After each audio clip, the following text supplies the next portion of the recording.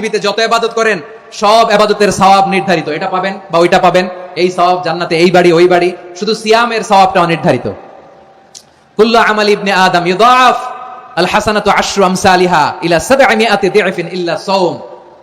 সব নেক আমলের সওয়াব বাড়তে বাড়তে 700 গুণ, কিন্তু রোজা ছাড়া।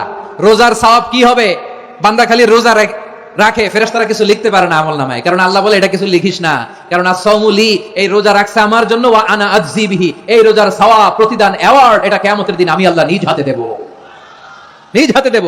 আরেক বর্ণনায় এসেছে ওয়া আনা উজজাবি, আমি আল্লাহ নিজেই হয়ে যাব রোজার প্রতিদান। সুবহানাল্লাহ পড়েন।